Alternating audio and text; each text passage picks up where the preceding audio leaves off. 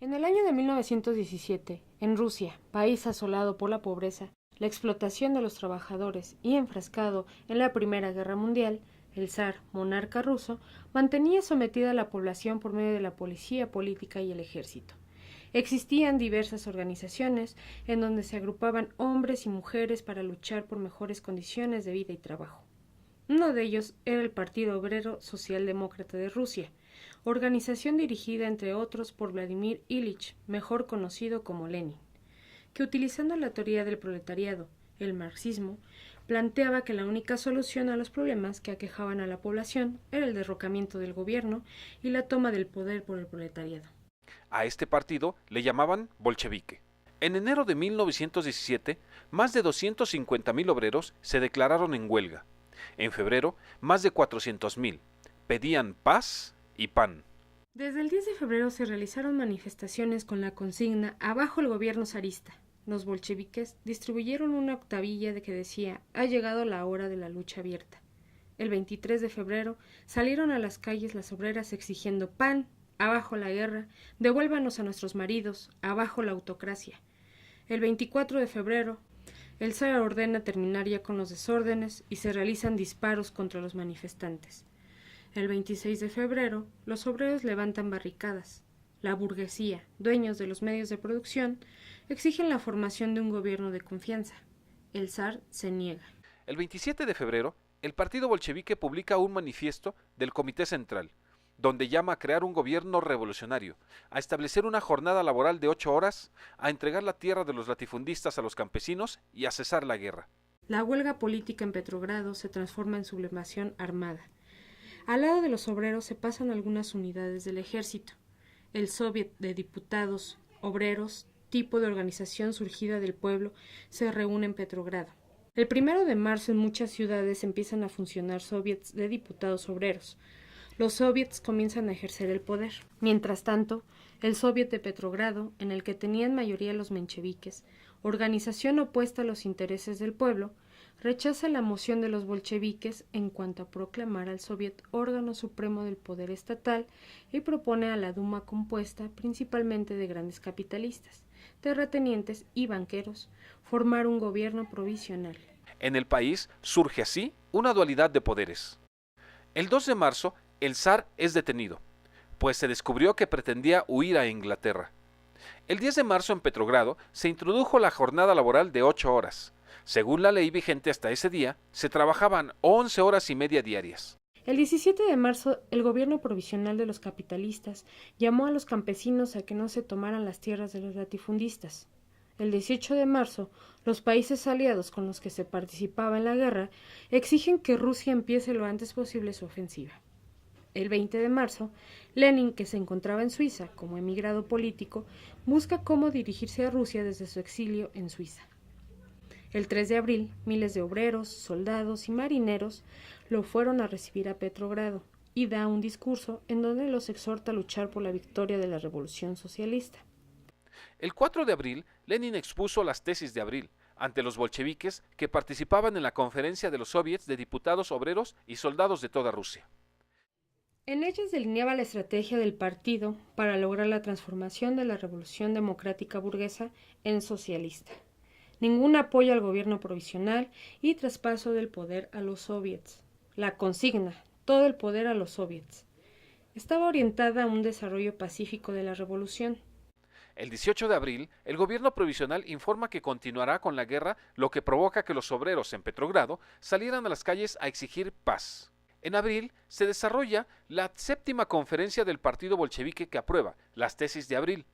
Lenin consideraba posible la victoria del socialismo en un solo país. Pero hubo pronunciamientos de quienes consideraban que Rusia aún no había madurado para la revolución proletaria y que el socialismo vendría a Rusia de otras naciones más desarrolladas industrialmente. El 18 de junio salen a las calles alrededor de 500.000 de obreros y soldados, con pancartas que decían «Todo el poder a los soviets, abajo la guerra, abajo los ministros capitalistas».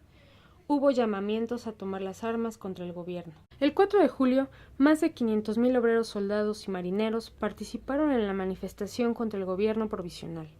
Contra ellos el gobierno lanzó a los cadetes y los cosacos. lo que dio un resultado de 56 muertos y 650 heridos. El 7 de julio el gobierno publicó la disposición de arrestar a Lenin y de juzgarlo.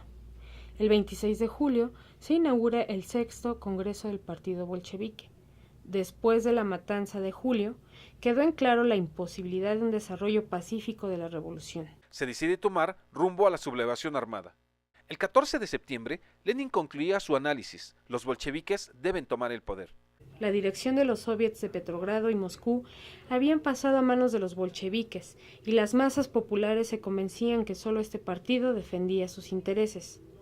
Tomando el poder, los soviets deben inmediatamente abocarse a la tarea de firmar una paz democrática, expropiar las tierras de los latifundistas para repartirlas entre los campesinos y restablecer la libertad pisoteada por el gobierno provisional. Así, los 7 meses de gobierno provisional, con Kerensky a la cabeza, demostraron que ellos no podían resolver los problemas del país. El desbarajuste económico se agravó, la producción industrial disminuyó en más de un tercio, el déficit del presupuesto estatal llegó al 85%, el salario real de los obreros disminuyó a la mitad en comparación con el de la preguerra y aumentó el desempleo, disminuyó la cosecha de granos y en muchas regiones reinaba el hambre. Los nuevos gobernantes de Rusia no podían ni querían dar paz al pueblo ni la tierra a los campesinos. Las masas no querían seguir soportando semejante vida. En el país maduró una situación revolucionaria que se agudizaba cada vez más. El 10 de octubre, el Comité Central del Partido Bolchevique aprobó el rumbo hacia la sublevación. La transformación de los soviets en órganos combativos de las masas había creado las condiciones para que los bolcheviques lanzaran la consigna «todo el poder a los soviets». El gobierno provisional elaboró un plan para aplazar a las fuerzas revolucionarias. Se ordenó llamar del frente a 70 batallones de choque leales al gobierno. El 22 de octubre, el Comité Revolucionario Militar del Soviet de Petrogrado elaboró el plan de sublevación. Se trataba de un plan que contaba con la participación masiva del pueblo. El 23 de octubre por la noche, el gobierno fue el primero en pasar a la ofensiva. Adelantándose a los bolcheviques, ordenó tomar su cuartel general, el Palacio Smolny, arrestar a los líderes del partido, clausurar los periódicos bolcheviques y levantar los puentes a través del Neva para impedir que los destacamentos obreros llegaran al centro de la ciudad. El 24 de octubre, los bolcheviques resuelven comenzar la sublevación armada, antes de la inauguración del segundo Congreso de los Soviets, que había sido convocada para el día siguiente. El periódico central del partido publica una editorial en la que se dice: el poder debe pasar a manos de los soviets, de diputados obreros, soldados y campesinos. En el poder debe estar otro gobierno, elegido por los soviets, revocable por los soviets y responsable ante los soviets. El autor de este documento era Stalin. Por la tarde, los guardias rojos y los soldados revolucionarios conquistaron una serie de puentes, el telégrafo y la agencia telegráfica de Petrogrado. Por la noche en Smolny se presentó Lenin y tomó en sus manos la dirección del levantamiento. El 25 de octubre se desarrollaron los acontecimientos decisivos. Los destacamentos revolucionarios, después de apoderarse de la ciudad en la noche del 24 al 25, rodearon el Palacio de Invierno. Se le envió un ultimátum al gobierno, ordenándole que se entregara. No hubo respuesta. A las 11 de la mañana, Kerensky había huido a Petrogrado en el automóvil de la Embajada de los Estados Unidos. A las 21:40 horas, el crucero Aurora disparó un cañonazo que da la señal del asalto al Palacio de Invierno. A las 2 de la madrugada del 26 de octubre termina la resistencia de los defensores del palacio. Los miembros del gobierno son arrestados, los cadetes desarmados y dejados en libertad. El proletariado en armas, con los bolcheviques a la cabeza, toman el poder.